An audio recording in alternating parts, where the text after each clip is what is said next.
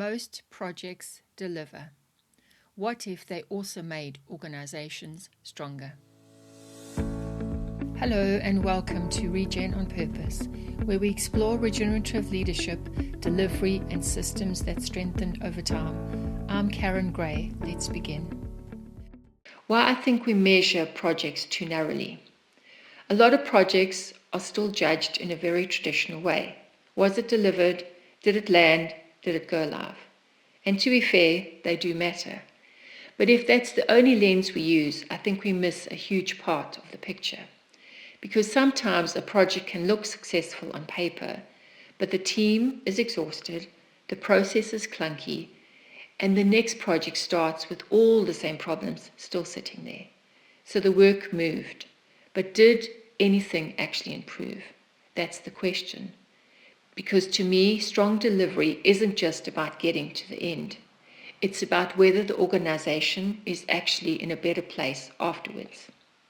What great projects actually leave behind. When I think about the projects that create the most value, they usually leave behind more than just deliverables itself. They leave behind stronger capability, stronger clarity, better flow, and more adaptability. And honestly, I think those four things matter a lot. 1, capability. People are better able to do their work next time. Not because they have to work harder, but because something has genuinely improved. They understand more, they feel more confident, they're less reliant on firefighting or constant support. That's real value, because if the project ends and people are still just as dependent as before, then something important has probably been missed. 2, clarity. A good project should make work easier to understand. People should know what's happening, what decisions need to be made, who owns what, and where things sit. And that matters because a lot of organizational friction doesn't come from complexity alone. A lot of it comes from confusion. It slows people down, it creates rework, and it drains energy. 3, flow. This is a big one for me. A strong project should make work move more easily afterwards, not leave behind more handoffs, more workarounds, more effort just to keep things functioning. Because if every future piece of work still feels hard to move through, then something hasn't really improved. It may have been delivered, but it hasn't necessarily been designed well. 4, adaptability. And this one matters more than ever. A great project should leave the organization better able to respond next time, better able to adjust, better able to absorb change, better able to keep moving when things shift, because they always do. And that's where I think a lot of real value sits. Why this matters so much? Because if every project only works because people push really hard, then nothing is actually improving. You're just asking people to carry the same weight again and again, in slightly different forms. And over time, that catches up with organizations, because it means things don't really get easier, learning doesn't really stick, and the system doesn't really get stronger. So yes, work keeps moving, but it doesn't necessarily build anything lasting. And I think that's one of the biggest traps.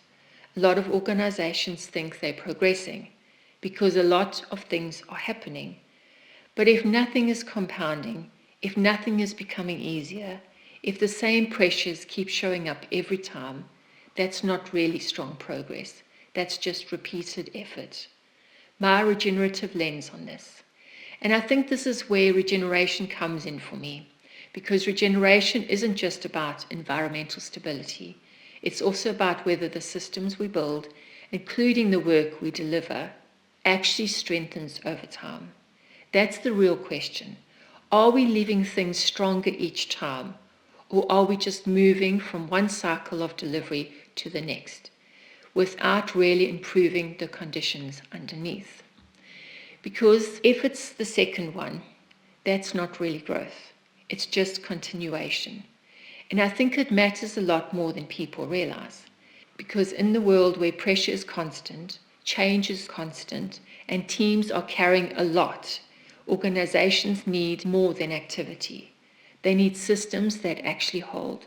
That's where regeneration becomes practical, not theoretical, practical. It's about whether the way we work leaves us stronger over time. What to do differently.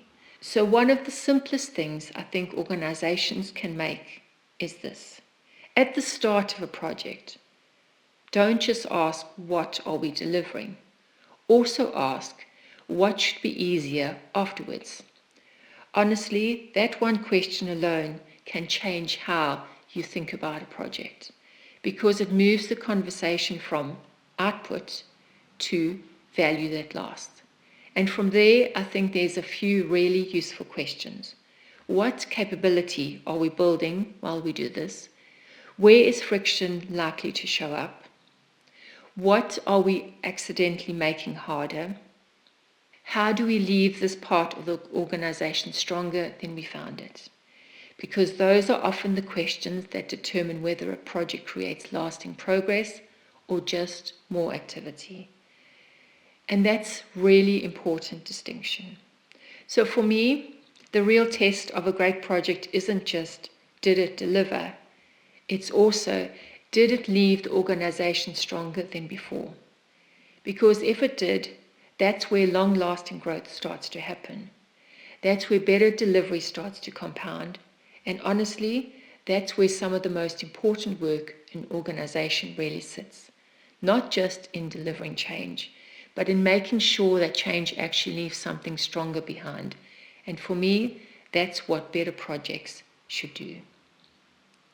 Thanks for listening, and if this episode resonated, I'd love you to share it, follow along, or let me know what this brings up for you in your own work.